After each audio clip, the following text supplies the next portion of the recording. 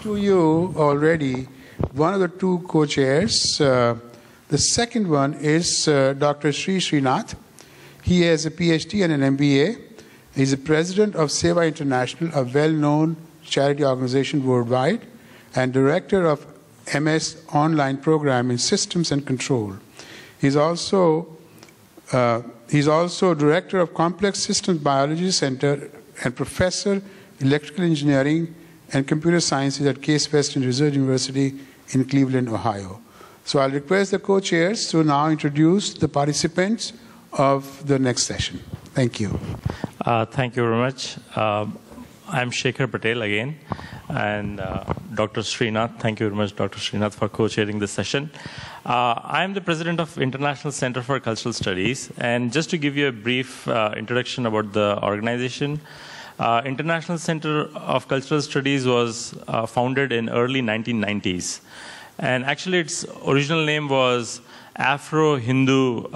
It started with Afro-Hindu name.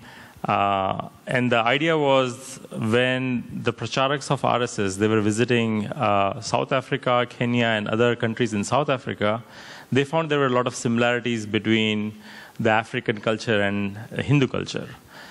So they said that probably it needs to be studied a little deeper. And then it slowly evolved, and today, International Center for Cultural Studies, we have very close bonds with cultures from at least 40 countries, whether it is Maoris, from Australia, or even Yazidis from Iraq. And today, actually, we have our relatives from Colombia who are here on the stage. Before I jump into introducing them, that is Priscilla Alvarado. She's from Costa Rica. She's our full-time volunteer. She works for International Center for Cultural Studies. And later on, she will introduce our guests today. But before I jump into that, I just wanted to give you a little bit, the topic that was given to me was divinity in ancient cultures. What is the commonality? And there have been a lot of, many scholars who have talked about it, researched it, and I think for about last 250 years, this research is ongoing. But ICCS thinks people from outside have come and looked at the cultures and done the comparison with their frame of mind, and based upon the glasses that they were wearing. It has not happened that the cultures themselves have come out and looked at the other world and said, oh, these guys, they are like this. And what ICCS is really facilitating is that process. So you will see our elders from Colombia. They have come for the first time to the United States on invitation of ICCS. They are looking at this culture, and they have been studying this culture. So when you look at, because we have worked with so many cultures, there are certain common things found in all cultures. What I feel, this is my thought process based upon the feedback they have given me. According to ancient cultures, whether it is Christianity or any Hinduism or any other religion, when people started thinking about religion, even before that, they started, as you said, Swamiji, about their livelihoods. So there are many common things. They used tools. They looked at sun for energy. They had agriculture. They had certain, the way how to harvest certain things to feed themselves. So there were some commonalities in all the cultures across the world because they are humans and they were trying to live on Mother Earth. The second step where they went was more internal. And in that, almost all cultures, they said that there is a super being that created the universe. And it is in every culture, every ancient culture. And this being, and then there are different ways it breaks down, right? So I'm just trying to give only the few which are more common. This super being somehow broke apart or dismantled himself or herself and created the universe. And at points when he himself spread across the universe, he always comes back again, pulls himself out of that chaos, and there is always a war or a struggle or something happens between the good and the bad. And this is in all the cultures. And once that thing happens, that struggle happens, then again the super being comes in to the picture. And that is where the humans realize his presence. And then there are stories of, how there is a creation story. And in all these cultures, there is a center of universe somewhere. Either it is the pillar of fire, or it is a tree, or in scientific word, you can say it is a wormhole. You can go from one world to another, right? So that suppose if it is a tree, that the roots are going into underworld, the tree is going into the world of the gods. We are near the trunk. So there are different forms. What I mean to say is there is a center of the universe too in those stories. And then finally, because everything came from the super being, then everything is divine. And what I mean by divine is divinity. The word came from Dev, right? The Sanskrit word Dev, which is God.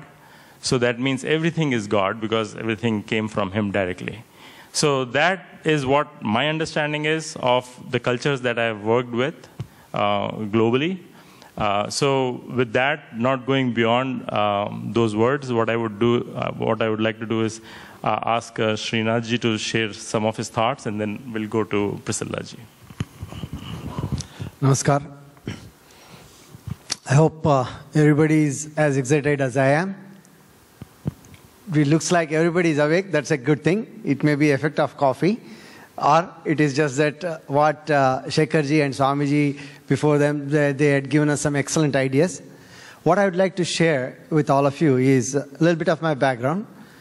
I am an electrical engineer by profession, but a large part of my work has been in what is known as global issues.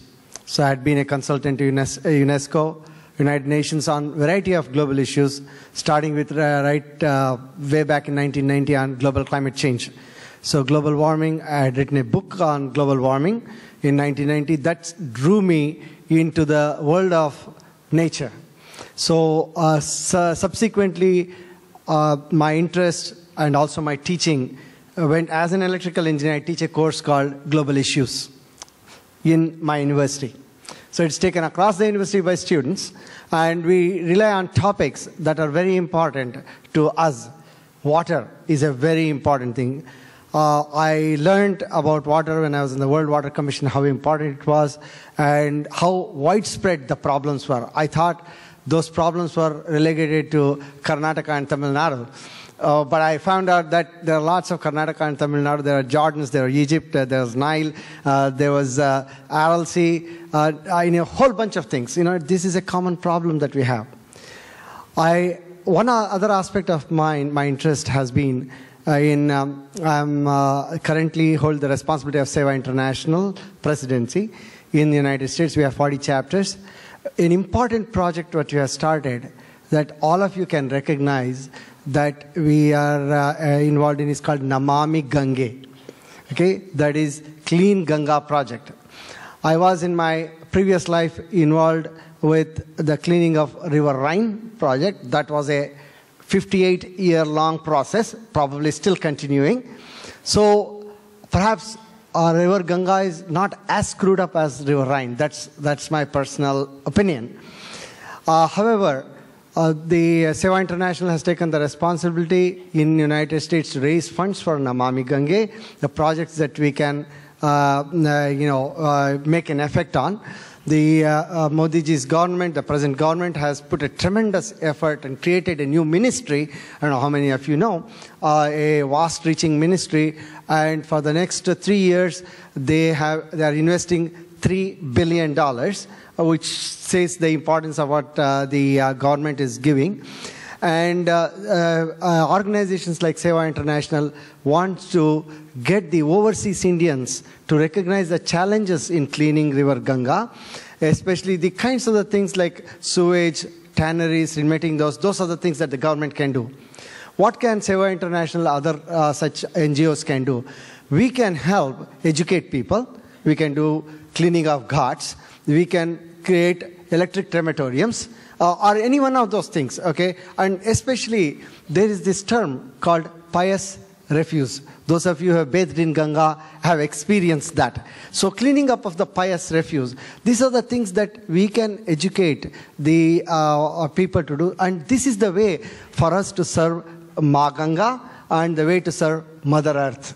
So this, we are very proud that we are working with the consulate generals in all the consuls, and together with them, we are creating this project upon the exhortment of the Ministry of External Affairs.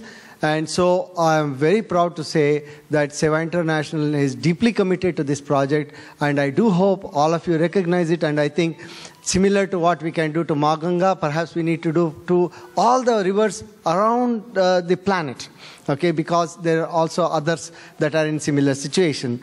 So serving Ma Ganga is a very tiny, this is what what SEWA International is doing would be something like what the squirrel did during the building of the Ram Setu, okay, in Ramayana. So I really hope, and I'm so proud to be here and thankful, and I welcome our friends, our relatives from the other world, which is Colombia. They have come in. I thank them for being here. I thank Priscilla especially. She's going to be having a tremendous amount of responsibility in translating the wonderful words. It will be euphonious to hear them, but also understand the meaning when they speak in, when Priscilla translates. Thank you very much, and I welcome you all.